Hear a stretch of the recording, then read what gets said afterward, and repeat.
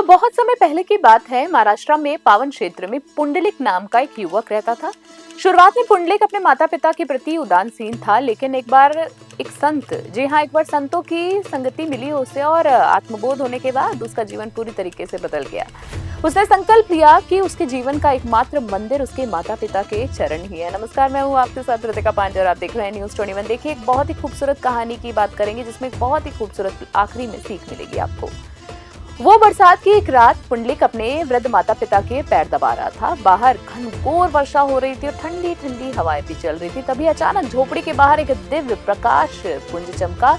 साक्षात भगवान विष्णु श्री कृष्ण के रूप में पुंडलिक के निस्वार्थ सेवा से प्रसन्न होकर उसके द्वार पर आ गए। जी हाँ, भगवान ने बाहर से पुकारा, पुंडलिक द्वार खोलो, मैं तुम्हारे प्रेम से खिंचा चला आया हूँ। तो भक्ति की परीक्षा और मर्यादा। पुंडलिक ने पीछे मुड़कर देखा तो साक्षात जगन्नाथ उनके द्वार पर खड़े थे। किसी भी भक्त के लिए इससे बड़ा सौभाग्य का पल कोई हो ही नहीं सकता है। लेकिन पुंडलिक के सामने एक धर्म संकट था। उसके माता पिता अभी अभी सोए थे और वो उनके पैर दबा रहा था। अगर वो उठकर भगवान के स्वागत के लिए जाता तो उनके माता पिता का विश्राम खराब हो सकता था। जी हाँ, पुंडलिक ने बड़े ही सहज भाव से कहा, हे प्रभु, आपका स्वागत है, पर अभी मैं अपने माता पिता की सेवा में लीन हूँ। बाहर भूमि गीली है और कीचड़ भी काफी है।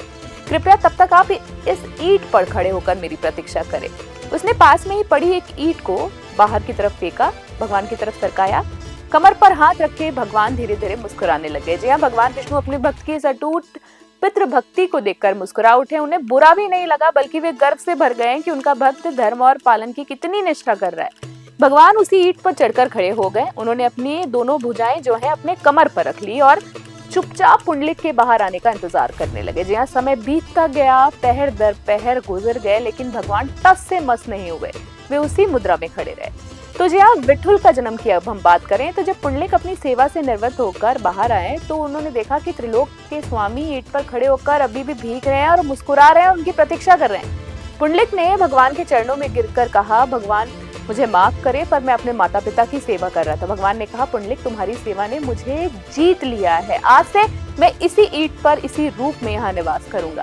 मराठी में विट का अर्थ है ईंट और थल का अर्थ है खड़ा होना, इसलिए भगवान का नाम पड़ा विठुल। जी हाँ, आज भी प्रमाण है। पंढरपुर, आज भी महाराष्ट्र के पंढरपुर में चंद्रभागा नदी के तट पर भगवान विठुल वही मूर्ति में स्थित है। जी हाँ, विराजमान है। एक ईंट पर खड़े हैं, कमर पर हाथ धरे हुए, अपने भक्त को सिखाते हुए कि जो लोग अपने माता पिता और कर्तव्यों का सम्मान करते हैं, ईश्वर स्वयं उनके द्वार पर आकर खड़े हो जाते हैं। जी हाँ, कैसे लगी आपको आज की कहानी, क्या सीख मिली, आप बताएं हमारे कमेंट बॉक्स में। Special desk news 21।